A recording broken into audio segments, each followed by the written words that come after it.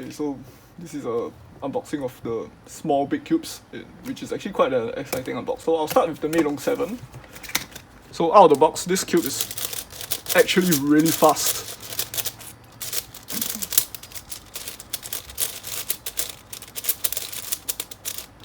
So definitely the outer two layers are a little bit unstable and they do lock up a little bit.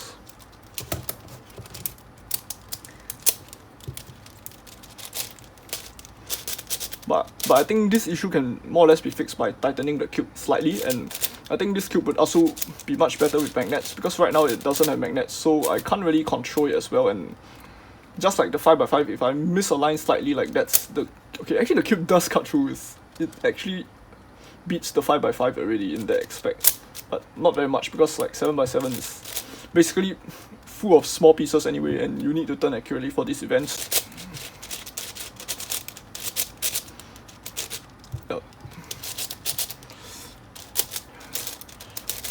So yeah, it definitely does have potential if it's properly set up, but then it does, like out of the box, it's not like something that you would want to use as a speed cube and like time yourself on this cube right away. I recommend setting this cube up before you actually properly use it. So next I have the Little Magic 7x7. And first impressions, okay, this cube is definitely a lot slower than the Meilong, but it's also a lot more stable. It feels very tight, and I would say it's also a lot more stable than the Haze 7. The speed is not exactly like bad, it's actually quite a nice speed. It's just a little bit slower than the Meilong, and I think also slower than my Alfu. But it's definitely a manageable speed, and I think if you break this puzzle in, it will probably also speed up. Right now, I think this one is actually, I wouldn't say it's that ready for competition out of the box either, but it definitely is better than the Meilong. But I think that's mainly because it has magnets in it, so like it's not a very fair comparison. If I were to magnetize this, I'm actually not too sure which one will win. Yeah, but definitely this is a much more stable cube, and the second and the third layer are quite slow. The outer is a bit faster. But I think this cube also does need a little bit of looping, setting up and breaking in the whole lineup. So 65, 66, 67, 68 and 69. This is what all the cubes look like side by side. Can't pick them up together. So next up I have the Meilong 10x10. First impressions.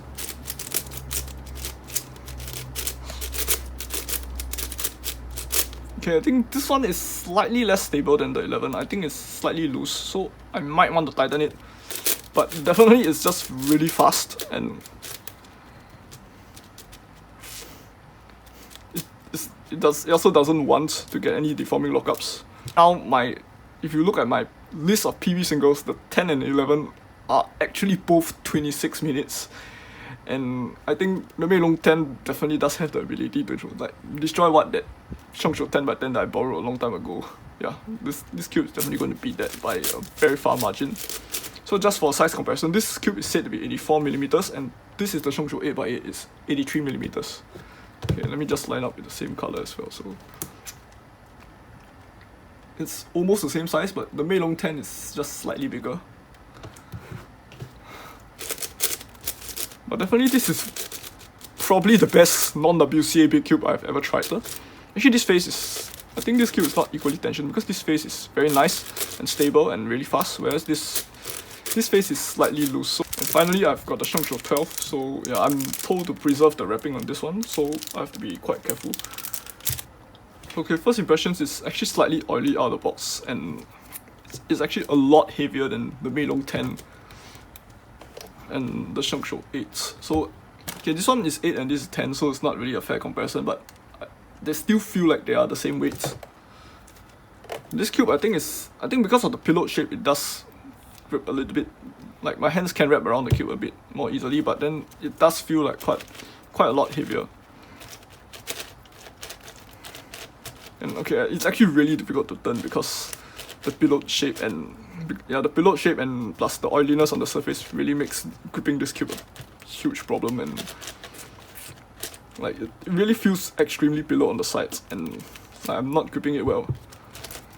And I really wish it was cubic like this. I think cubic shape is much better than pillowed.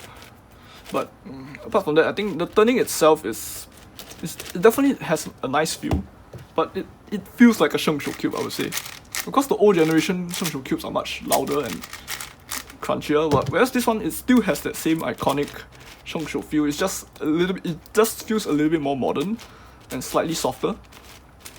But I think this cube does need a little bit of cleanup. I don't think I want to set this cube up because it's a 12 by 12 and it's huge, but definitely I do want to do a solve on this, and as well as this one. I've retensioned the Meilong 7 and 10. For the Little Magic 7 and Shengshou 12, it's not really that obvious like what is required in the setup, because it's like the cube just feels like quite okay out of the box. Whereas these two, it's quite obvious that the tensions are not optimal out of the box. So after I tension them optimally, I would say that the Meilong 7 is actually a lot better. So the outer two layers, okay, it's still possible to get like things like that if I don't turn accurately.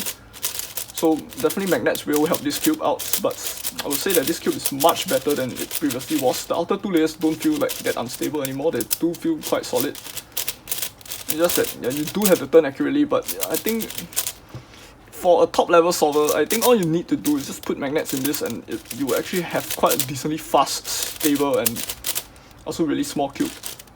And also it's a very light cube. Whereas for the 10 by 10, okay, this one is really crazy. And plus it's just like, this cube is just super fast and super light and also super stable. And honestly, I don't even know what can even contest with this for like how good a non-WCA big cube can possibly be. This cube is just amazing. And yeah, I'm definitely looking forward to solving on this and smashing that 10 by 10 26-minute record.